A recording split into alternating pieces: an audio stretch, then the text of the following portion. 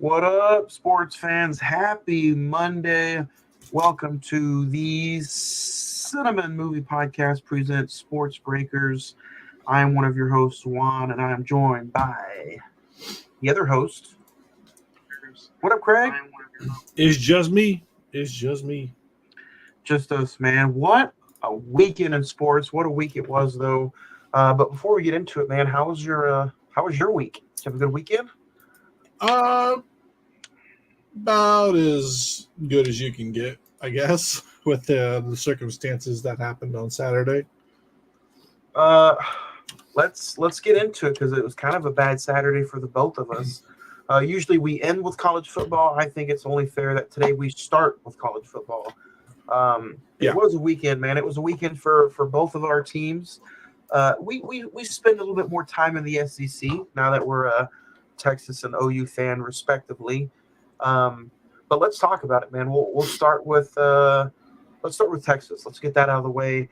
It was what we finished off with last week. You know, I took Texas, you took Georgia, obviously. First half, Texas did not show up at all.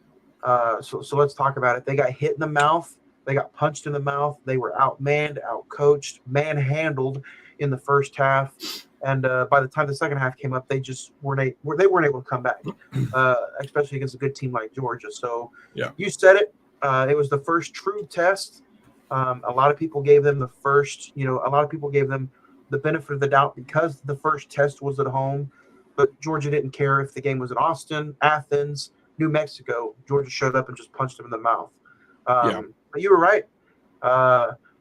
And Texas played its worst half of football in all season. But OU's been playing their worst half of the season all season. If I could take a positive out of the Texas loss, the 15-point loss, it would be that Texas defense completely shut them out in the second half. Talking about Georgia. Texas still had – I think Texas gave up one touchdown or 6 points or 3 points. Yeah, they gave up the touchdown to ETN. It was really that big drive after the Texas fifth or the non-call or the call that was changed to a non-call and the fans threw stuff on the field. Yeah. Georgia responded immediately with a 15-play, 87-yard drive or something like that. So, I mean, if they're going to come out and do that, take up that much time, held them to just one fourth quarter touchdown in the second half. Like I said, Texas took a little too late to wake up. Disappointment, though, at least in that first half. But if I could take a positive, it was that the defense played and showed up all game long. I think the quarterback, Carson Beck, had, 3 picks? 3 picks, touchdowns. Yeah. So if this was played again, I don't know. We'll see what happens. But as of now, man,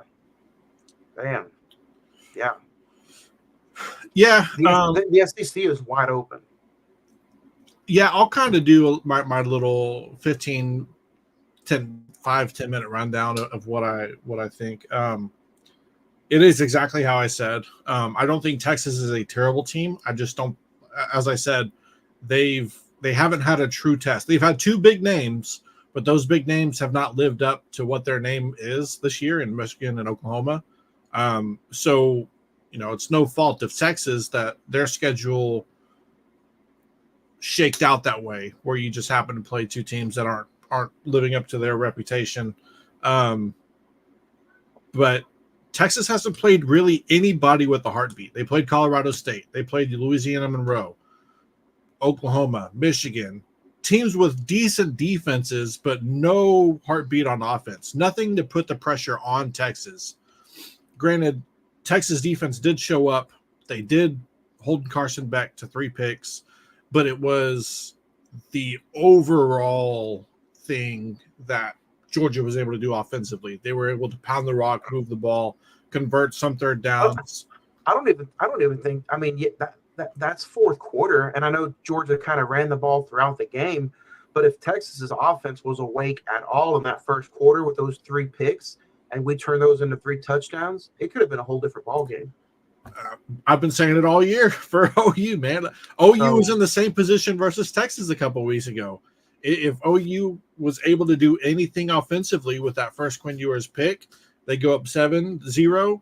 They get the ball back. If they're able to do anything offensively and go score, it's just. So let's talk about the what haves with OU. Now we go over to the OU game, and they look up, and it's 6 minutes into the first quarter, and they're down 21-0. 9 minutes left in the first quarter. Yeah.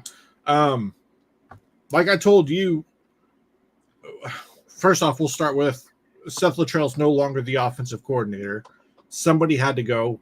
From rumblings that I've heard, it wasn't even Brent's decision. It was the money donors that have forced the pressure down towards him. And obviously, you need to listen to the money donors when it comes to this kind of stuff. But also, not just the money donors, everybody saw it. You're 131st out of 132 teams in offensive efficiency. You gave up 9 sacks over the weekend. Again, not everything falls on his plate. There are still holes on the offense. But at the end of the day, the first 4 plays for OU's offense, South Carolina's not a terrible team. Their record is pretty rough, but that's because they've played some really good teams. They've had some close losses. That defense is real, though. That defensive line, at least. Their best part of the team is the defensive line, mainly the edges. You come out first play of the game. You get the ball very first play of the game. Edges are going to scream upfield because they want to attack. It is what it is. They want to attack. They probably have film that shows OU throws the ball 90% of the time on first down. You come out, you run a play action pass. Pressure comes on a tight end, not even your left tackle, your tight end that hasn't blocked a soul all year. You step in, you throw a ball. Freshman hasn't had that many chances, throws a ball, it's a bad ball, it gets picked. It's not even a bad ball, it's just behind the guy. They go down, they score 7-0. Throw a ball out to the right hash or the right sideline, it's caught for a first down. Third play, it's a tight end screen, goes for about 4. Fourth play, pass again, 4 straight passes, you throw a pick. Or no, it's a sack fumble for a touchdown. 4 plays in a row are all passes against the strength of their defense, and it's 14-0. And then you come out and try to run the ball. If you take those 2 defensive touchdowns away, and then the OU turnover, which led the offense to touchdown, it's a 14-9 final, unless OU can do something before that. They only scored 3 points in the second half, South Carolina. And it's like, I kind of want to know, why is Brent Venables not under a little bit more heat than he should be? I think he's under some heat, but not like he should be. Nationally, no. I think locally, yes. Whoever's decision, I know he had a bad first half against Tennessee. Everybody's had a bad first half this year. Quinn got benched. Jackson Arnold, did he deserve to get benched against Tennessee? Yes. But I'm telling you straight out the gate, as a Texas fan in that OU Texas game, if Jackson Arnold were to just start like he should have, it would have been a hell of a game. Yes and no. I think at the end of the day, the players with as many injuries as we have, as many, and especially the thing that doesn't make sense on Saturday is Michael Hawkins has 3 bad plays back to back to back. You then pull the red shirt off of Jackson Arnold and you lose that, and then he's really under some heat because of how that defensive line is. Yeah, where's Kendall Jackson? Jackson Arnold told Brent that he was okay with burning the red shirt if it meant that he got more meaningful snaps the rest of the year. Well, he better start him the rest of the year then. Just coming in and playing a play or two, he said he wasn't going to do that. But I think at this point, Brent realizes, okay, maybe it wasn't Arnold, it was the offense we were putting him in. And that's what was causing the issues and the lack of time that he had. And it's I know all around. It's a cluster, man. It is a cluster. And I know, he only put up one touchdown, but 18 of 36, 225 and a touchdown. I mean, if he started that game, maybe it's a whole different issue. He's starting for sure, I bet, against Ole Miss this Saturday. I know it's on the road. Ole Miss is going to be jacked, but I guarantee you come the fourth quarter, I bet OU's in the game. At the end of the day, I'll put it this way. Like, yes, it sucks that OU is what they are right now. Yes, it sucks that it's glaring to anybody who watches the game that they're offensively incompetent. But you take away the top 5 receivers for any team in the nation, and pretty much every program is going to be struggling like this. You're taking away your game breakers. You're taking away the players that are able to make plays out on the outside that get you 30 yards instead of 8, or even have separation down the sideline and get you a touchdown when, he looks that way, they're covered up. He has to go left and go to a check down or an interception. It changes the entire complex of your offense when you have, I'm not going to say 0, but players that just aren't the caliber of what your top 5. You're down, first string gone, second string gone, half of your third string is gone.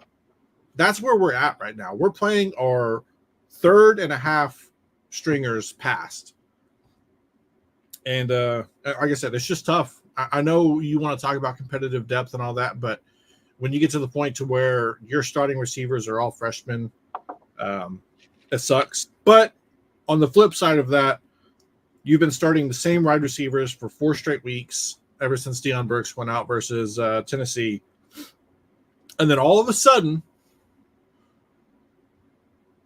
old white boy walk-on comes out here and just starts snagging everything thrown his way.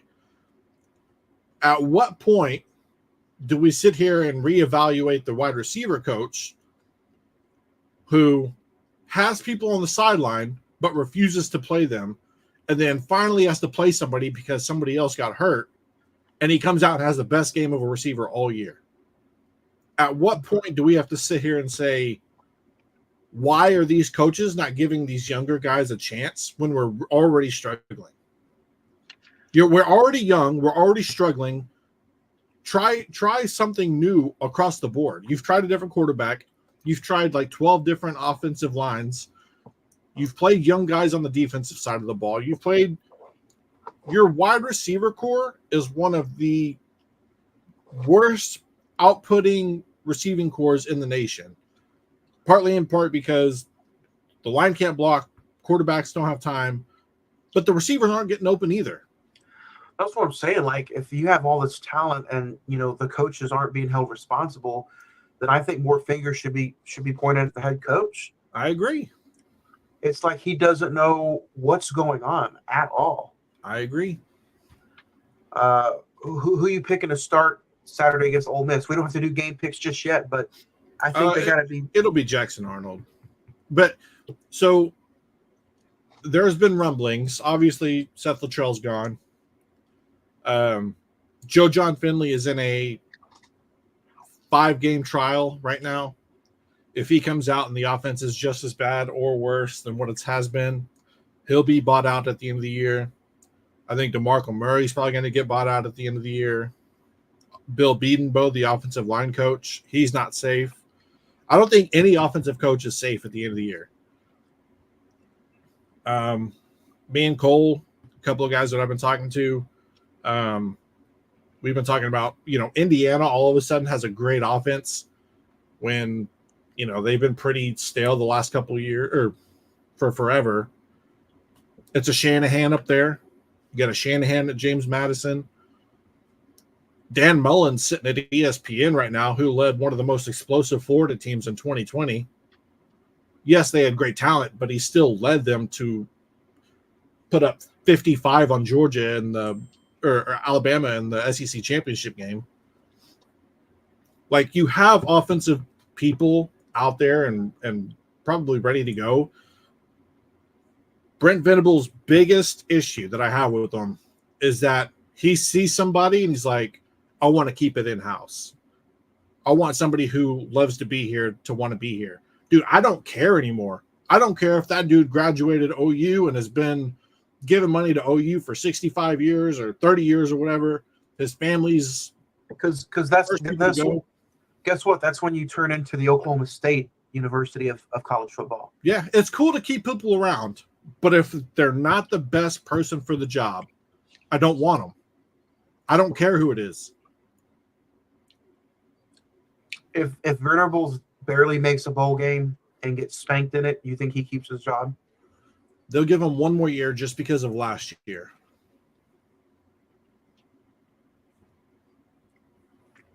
But then if you go into the cycle of, well, he gets another year and then next year comes and then they're not good, and you say, oh, well, we have to give him a year to develop these offensive programs, you're going to fall into that cycle of Nebraska. You're going to fall into that cycle of Kentucky, of South Carolina. Texas with Tom Herman. You're going to USC currently. They think they found a great guy and he just isn't able to do it. You got to nip it in the butt before it gets to that point, or else it's going to snowball and it's going to be a long time coming before you find something that works again, because the players aren't going to want to be there. You're bringing in top 5 classes, but you don't look like it. So what is it? Are you not recruiting correctly, or are you not developing correctly? Isn't it strange where we were 4 years ago, both programs, and how at one point, I know Lincoln Riley screwed a bunch of Oklahoma fans and Oklahoma players, and he pretty much, I'm not going to say he did this single-handedly, because I think that's giving him too much credit, but the way it was just 4 years ago with these two programs, even though Steve Sarkisian was in his first year, he still went 5-7, and it's just across that these two teams took. One was going towards the SEC, the other one looked like it was going towards self-destruction. And I'm talking about Texas. And then it's just a shift and change. And I'm talking about the NIL. And then it's one program took advantage of it, and the other team, another program, still kind of did the old school way. Yeah. And it's now kind of like backfired on Oklahoma. Yeah. I don't know how true it is, but another thing that I read today from somebody who supposedly is really close to the Oklahoma staff, the same donors that forced Brent to get rid of Seth Luttrell, because like I said, Brent didn't want to make the change. He just said last week that he wasn't going to make midseason changes. The same people who forced that change are they're not just talking the talk, they're walking the walk. And supposedly they're opening up their wallets and their checkbooks, and they're saying, go out and get the best staff, go out and get the best players in this next cycle. So we'll see what happens. We'll see if they do go out and actually get offensive coordinators who have been in the SEC, who have proven that they can score points, who have proven that they can recruit. I don't want another OU guy to come in, and because that's what we are right now. Seth Luttrell, OU guy. DeMarco Murray, OU guy. Bill Bedenbaugh's been there, but the offensive line isn't that good. It's like you got to make changes, man. I love DeMarco Murray. He was a great running back for us, but when your running backs have the same fumble tendencies across the board and lack of vision across the board and lack of breaking tackles across the board, it's not the players. Because I watched Kennedy Brooks come out here and look like an all-star, and he was nowhere near the talent of some of these guys that they've brought in. Brent needs to pony up, and he needs to make amends with Kel Gundy, and Kel Gundy needs to do whatever he needs to do to make it work, because the running back room was elite and good, and the offense was good and elite whenever he was here. I don't care what they have to do. That is one guy that I will say needs to be here. But go out and get somebody who's a proven offensive coordinator and get it done. Because right now it's not bad. And if it's not him now, it will be soon in terms of Brent Venables. I think it'll be him a lot sooner than later. Let's get into the NCAA Top 25 Week 9 predictions. Let's start off with Thursday. 5-1 Syracuse at undefeated number 19th ranked Pitt 6-0. Sorry. Give me Syracuse, Adam Sandler's favorite team. Give me the Big Orange to upset Pittsburgh. The Big Orange to upset. The Big Orange. That's what I got. I like Pittsburgh this year. They can't pass the ball. Do what? I said they can't pass the ball again. I mean,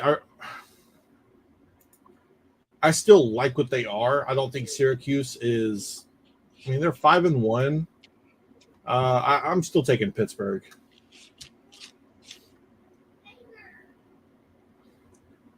Let's talk about it. We just got done talking about them and spent some time on them. Saturday, 2:15 our time. Number 5 Texas at number 25 Vanderbilt. This could be a trap game if Texas isn't careful. Vanderbilt beat Alabama. They've also taken some other teams to the limit. Texas is a 18-point favorite. I think that might be a little much, especially if Quinn Ewers doesn't get started fast. If he takes his time like he did the last 2 weeks, I see a 10-point win here, but I pick Texas 35-28. Yeah, I mean, Vanderbilt's offensive coordinator is he's smart, man. He knows, especially during that Alabama game, all he did was play chess with their defense. All game, that's all he did was play chess. I'm going to run this. You're going to run that. I see what you're doing. Now I'm going to run something else off of what I initially ran. If he's able to scheme that stuff up and they can execute, it'll be close. I still like Texas in this, even though they did beat Bama. Vanderbilt is definitely better than what they are. They're not the Vanderbilt of old. But at the end of the day, I think Steve Sarkisian's offense is what the difference is here. Bama's offense was all kind of Jalen Milroe and Ryan Williams and make a play happen. I don't think that's not what Texas is. They're going to be able to scheme up some stuff. So give me Texas by 10 as well. 10 plus. Nebraska just dookied themselves this past weekend, man. I was super shocked. I thought it was going to be a lot closer. But they got Ohio State, number 4th ranked Buckeyes. I think Ohio State wins big. Yeah, this was a game that we kind of thought was going to be one of those where it was like, okay, Nebraska could be back. They could be 7-0 when it gets to this point. And then, like you said, they wet the bed a couple times versus some pretty, Illinois. Are they good? Are they not good? They lost by 7, and then Indiana just straight up took them out behind the shed and did what they want with them. But I do think Ohio State will be a little much, but it'll be like a 45-17 game. I'm excited to see this one. Notre Dame at Navy. Notre Dame's 12.5-point favorites. That's pretty high. I still like Notre Dame for the upset. Or I don't even know if this is an upset, but I like Notre Dame. It would be Navy with an upset if they were to win. Notre Dame is a 14-point favorite on ESPN Bet. But, man, I like the Irish. Navy's been putting up a lot of points. And they run that offense and they run it to perfection and they do what they need to do and there's nothing fancy about them. I think offensively they're able to lull you to sleep a little bit and they're able to get some big plays. I kind of like Navy in this. I really like Navy in this one.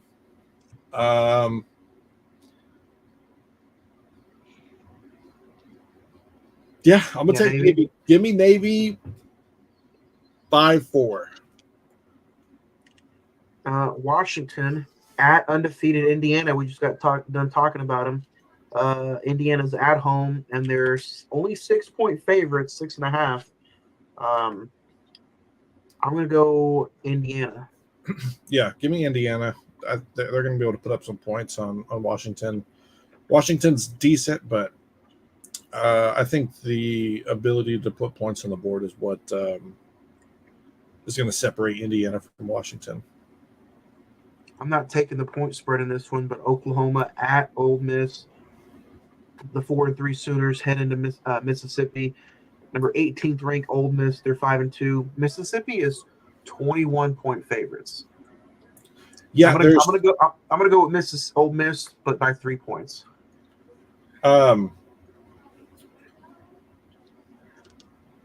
There's 2 teams left on OU's schedule that I think they can beat. One is Maine, and the other one is not Mississippi. So give Mississippi by it's going to be 41-17.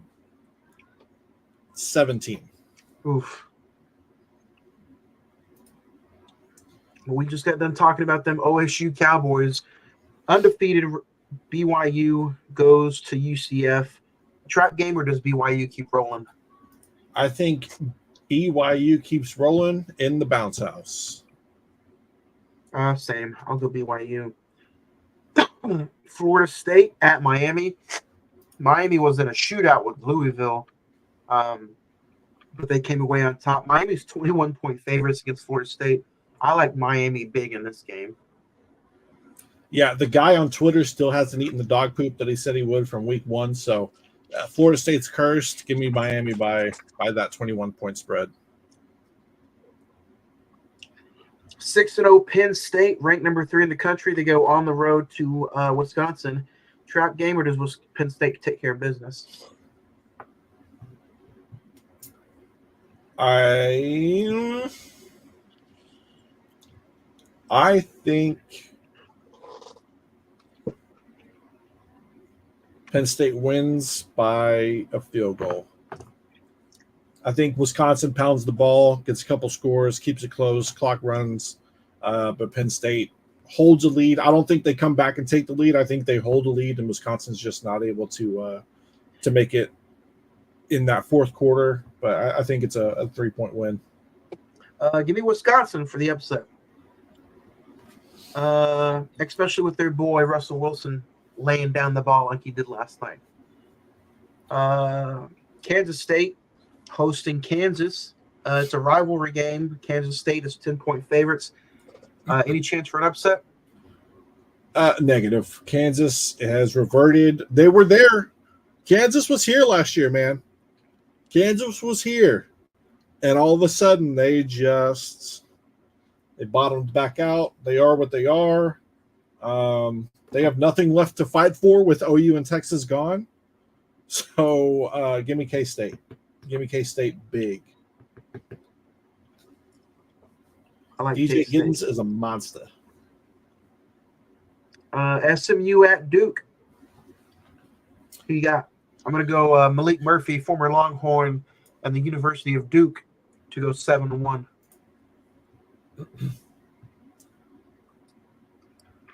I don't really like either team. I mean, Duke only won 23-16 versus Florida State, whereas SMU blew them out the water, but they did make a quarterback change.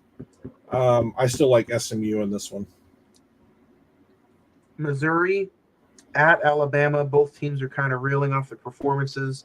Alabama's 13.5-point favorites. Give me the Tide in Alabama. I don't think they lose back-to-back games. Yeah, give me Alabama. I know it's not the Nick Saban Bama, but I don't have much faith in what Missouri is or puts on the field. That is the other game I believe is winnable for Oklahoma.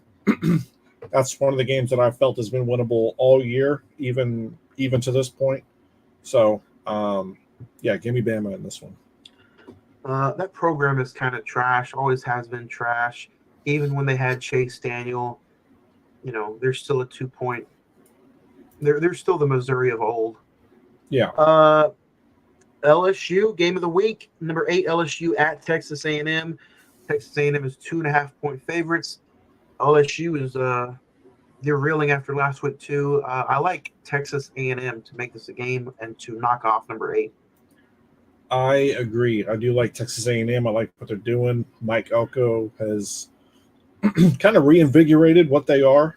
Offensively, they're not inept like they were last year.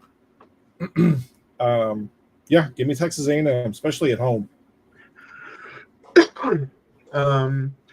Let's talk about it because we won't be on till next Monday again. World Series Game 1, the New York Yankees at the LA Dodgers. Who you got in Game 1? Give me the fighting Shohei Ohtani's. Give me the Dodgers. Ohtani in Game 1. I'm a traditionalist. Give me the New York Yankees Game 1. We'll keep it interesting. We'll keep talking. The NFL again is just a fun league, I guess. Anything over the weekend NFL wise shock you before we get into predictions? Nothing. Green Bay and Houston was a great game. Jacksonville did what I kind of thought they would. They've been in London for the last 2 weeks, I believe. So they were able to sit there and kind of be evened out. As far as like something that surprised me, Marcus Mariota in Washington surprised me. He balled out. He looked really good. And sadly, Russell Wilson looked pretty good, but I think that was a one-time thing. I think the Jets defense is pretty beat up and not very good at the moment. So I look for Russell to really struggle next week. We'll talk about that. I'll tell you something that kind of shocked me is that Indianapolis, even though he was labeled as healthy, went with Anthony Richardson. He struggled against a weak Miami defense. He was 10 of 24, 129 yards. You have old Joe Flacco on the sideline. He's been winning you some games. He's been putting up some points. And yet they still go with Anthony Richardson, which is surprising me. But Indianapolis is 4-3. They get prime time this Sunday night. Maybe that's a good thing. I don't know. But another thing that kind of surprised me was Aaron Rodgers last night, man. I thought he was going to come out and just kind of start sinking with Devontae Adams. They had some moments. But I think it's the opposite with Pittsburgh. I think it took the first half for Russell Wilson to kind of wake up. He started getting into a groove. He started looking like some stint of the Russell Wilson of old.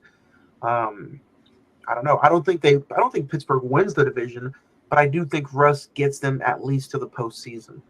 And that's something we'll keep an eye on throughout the year. Well, I mean, they're 5-2, and Tampa currently leads Baltimore 7-0. So if Tampa wins tonight, Steelers will be in that division lead. Yeah. And Marcus Mariota, like you said, he balled out. What happened to Jaden Daniels? I did not hear anything. He was running, kind of got pulled down to the side. I think it was like ribs or something, bruised ribs maybe fell on the ball. Didn't really see a lot of it, but we'll wait and see for that actual report to come out. Before we head to Monday Night Football, let's go ahead and get into Week 8 of the NFL. On Thursday night, the Vikings take on the Rams. Do you think the Vikings lost too, which was another surprise? They had a 14-point lead, I think. Do you think the Vikings lose back-to-back? No, I think the Vikings are a very solid team. The chemistry with Sam Darnold and that head coach is pretty solid. I like how they were talking to each other on certain plays where Darnold didn't get the ball out as quick. The coach kind of explained to him like, "Hey, I designed it to be on the money right then and there. You need to get them that ball so we can make that decision to go for it on 3rd and 4 or 4th down." So I like what they're doing. I like what they're talking about. They have a really good team offensively, running the ball, throwing the ball. So I like the Vikings for not just this game, but moving on. Short week. They got to travel cross-country to Los Angeles. Matthew Stafford, the receivers are finally healthy. I think they gel in this game. I like the Rams for the upset. Indianapolis Colts at the Houston Texans. Big divisional game. It's in Houston. Houston 6-point favorites. Anytime Indianapolis is running Anthony Richardson, I'm picking against him. Give me Houston. Yeah, give me Houston. I think they're going to be able to put up too much points for Indianapolis to compete with. So, New York Jets at the New England Patriots. Give me the Jets by 6. Agreed. Yeah, give me the Jets. Philadelphia Eagles at the Cincinnati Bengals. Cincinnati looked good the last few weeks. Joe Burrow, look, he's starting to get some confidence. I don't trust the Philadelphia defense. I still don't trust Jalen Hurts. Give me the Cincinnati Bengals. Yeah, Saquon had a big week, but that was because it was against his former team. I think he kind of not regresses, but doesn't go off for as big of a night as he did. So, give me Cincy. Green Bay at Jacksonville. Does Jacksonville build any kind of momentum at home, or does Green Bay just shut them down? I think Jacksonville only won that game because the Patriots are worse than they are. I don't think they are good by any means. So give me the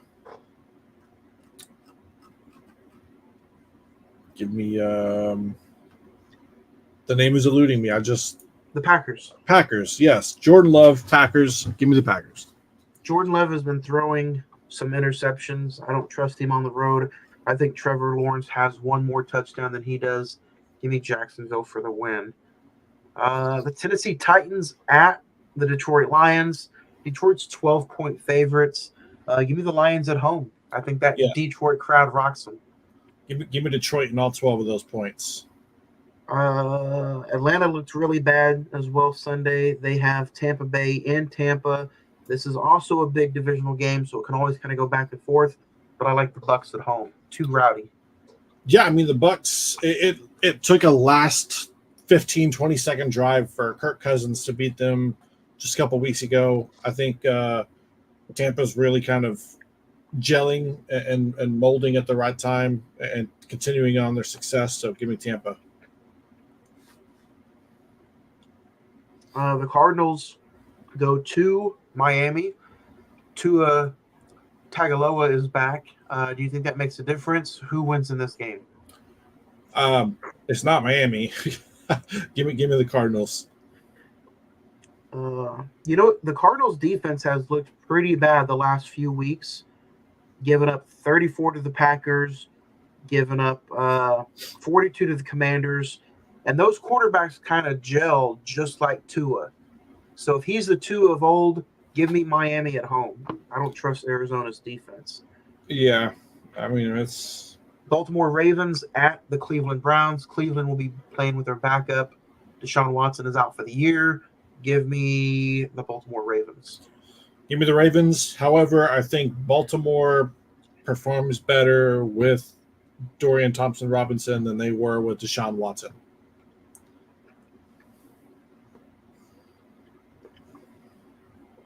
Chicago Bears at the Commanders. Both teams are 5-2. Or Washington's 5-2. Chicago's 4-2. Daniels is ruled questionable. Game time decision. Yeah, if Daniels plays, give me the Commanders. If he's out, give me the Bears. I like Chicago either way. North Carolina Panthers at the Denver Broncos. Going up to Mile High is kind of tough. You're the worst team in the league. It's even tougher. Give me Denver by 6. Yeah, I will agree with that. The Buffalo Bills at the Seattle Seahawks. This could be a trap game for Buffalo in Seattle. It's always a tough place to play. Do you trust Josh Allen yet? What's going on? Yeah, I think you give him Amari Cooper. They've already shown that connection a couple times, including a touchdown yesterday. Give me the Bills. I'll go Buffalo. New Orleans Saints at the Los Angeles Chargers. Chargers are 7.5-point favorites. Yeah, give me the Chargers. I don't like the quarterback situation in New Orleans right now. Same. I'll go with the Los Angeles Chargers. The undefeated Super Bowl champions Kansas City Chiefs at the Las Vegas Raiders. Raiders are a mess right now as well. Chiefs are kind of gelling and looking promising. Those are always the games that the Chiefs lose on the road against teams that they're not supposed to beat, but still give me the Chiefs. Sunday night, Dallas Cowboys 3-3 at the 3-4 San Francisco 49ers. San Francisco's 4.5 point favorites. I want to say the Cowboys just because the 49ers literally have nobody else on offense to give the ball to except for Kittle. Deebo Samuel's probably going to be out. Ayuk's out for the season. McCaffrey's out. Who am I missing? The list goes on and on for them offensively. Chris Conley's out. George Kittle's out. McCaffrey's out. Their linebackers out. But also on the Dallas Cowboys side, Micah Parsons is questionable. Deion Bland is out. Eric Kendricks is out. And then a third-string cornerback is out. Yeah. I think this is the one time the Cowboys get them. I think if they were to meet again in the playoffs, it'll be San Fran, but I think the Cowboys get them this time.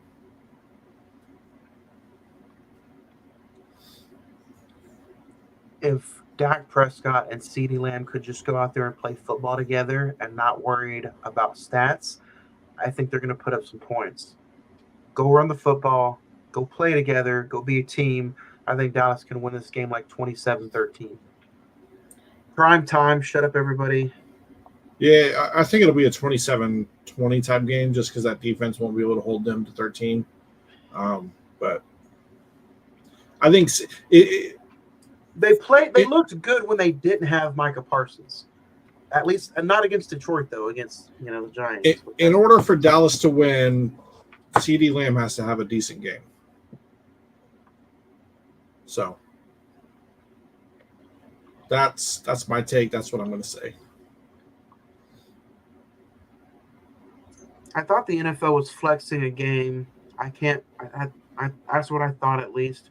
But the Monday night game is the Giants at the Steelers. Give me the Steelers. Regardless of if Russell Wilson plays good or not, I have faith in what Justin Fields can bring to that team. They have two really good options now. So give me the Steelers. Mike Tomlin could go out there and play quarterback against the Giants. Give me the Steelers. Big on Monday night at home. This is their third primetime game at home. Pittsburgh's for real, man. I like Pittsburgh in this game. So I go with you. You see that old 5'9" corner out there making plays on Aaron Rodgers? Big time. Big little time. Can we also just praise and give some flowers to Mike Tomlin though? 18 years in Pittsburgh, never had a losing season. It doesn't matter who he finds or what he does. There's no coaches like that in the NFL anymore. I think everybody watching and listening to this podcast, whether you're a Steelers fan or not, we have to appreciate what he's doing, and we got to cherish these last few seasons with Mike Tomlin because I'm not a Steelers fan, but he is just he's that man. I've always said he's been one of the coaches that I like. He's one of the NFL coaches I look up to and is like, man, that's if I had a choice of coach that I would want to play for, it would be he's one of the on the short list for sure. I like what he's about. He's all about the business. No playing. I think he puts on that facade of no BS in the public eye, and I think he carries out through the team. But I think he really knows how to get the most out of his team behind the scenes, regardless of what the circumstances are, for sure. And I know people out there listening, the bandwagoners are like, what about Andy Reid? What about Andy Reid? Yeah, but Andy Reid, to me, being a good coach and a Hall of Fame coach is one thing. But I think Mike Tomlin, like you said, he has his players controlled and acting professionally on and off the field. Andy Reid doesn't have that in Kansas City. They kind of go and do whatever they want in the offseason. Yeah, I mean, you can do what you want in the offseason. I think we just have a little bit more spotlight on the Chiefs just because of who and what's around it. But at the end of the day, they're two different style coaches. Andy Reid is kind of like the fun-loving offensive guy. Mike Tomlin, like it's the persona personified with an offensive guy who's fun, loving, loves to do, throw the ball, run the ball, have fun with what you do on offense. And Mike Tomlin's just like, go hit them, get me the ball, and let's get this game over with. We don't need the offense. We're going to do it defensively. And, that's just what they are. That's an offense and defensive coordinator personified. They're just head coaches. There you go. Two of the best in the league. I think that would make for a hell of an AFC championship, but I think Baltimore might have something to say about that. But that's still weeks away. If you guys are watching this, months away. If you guys are watching this on Facebook Live, you can hit us up on facebook.com/the Cine-Men Movie Podcast, the Instagram /the Cine-Men Movie Podcast, X @Cinnamon405. Or you're watching this live on YouTube with Emasawa Productions YouTube channel. So thanks for joining us. I think it was a fun little conversation. Anything you want to add before we head into another good weekend of football? Friday night, game 1 of the World Series. Last night, Brooklyn just got done winning their first WNBA championship. New York, Brooklyn, same thing. Forget about it. NBA season starts Tuesday, so we'll have plenty to talk about next Monday. We'll throw a couple games of the NBA in there, mainly the Thunder, as we are local for them, or they are local for us. SEC country. Man, I expect big things for the Thunder this year. That's why the Sooners and the Cowboys are both being sacrificed. Oh, what Cowboys? Oklahoma State Cowboys. Okay. Oh, remember? We didn't even talk about that. Let's get into that Oklahoma State. We both said BYU was going to beat them. Oklahoma State looked a little bit better, but they started running the ball. That's why. Yeah, they were running the ball. Garrett Rangel was in. I think he got hurt. That's why Alan Bowman came back in. So they're cursed for all eternity. Poor Oklahoma State fans. I know OU's struggling, but man, you're 0-4 in the Big 12, dog. Like that's rough. And you know what? It kind of made me wonder, like, what if these two teams play in a bowl game at 6-6? That would be funny. That would be hilarious, actually. Who do you guys think? It'd be the worst bedlam of all time. We didn't talk about them because they're not ranked, but Oklahoma State goes on the road against Baylor. Baylor's still 6-point favorites. I actually like Oklahoma State in this one, but I think Baylor wins it. Yeah. Boy, I like that kid Robert Pattinson, the quarterback for Baylor. He's putting up some numbers, so yeah, I think Baylor gets him. He looks like Robert Pattinson too. But anything big going on this weekend, or is it just going to be a bunch of football? Bunch of football. That's it. Same as always. You guys can join us tomorrow night. This time tomorrow, we'll be talking about Idle Hands over on the Cine-Men Movie Podcast. So go check that out wherever you can find it and come back and hit us up for the conversation. 2 weeks from tomorrow, we're talking The First Omen as we end spooky season. So go check those out. Don't forget to check out some of our great sponsors. And we'll see y'all next Monday for another new episode of Sports Breakers. Oh yeah, USC lost another one, so that's a good day as well. Man, they're like Oklahoma State.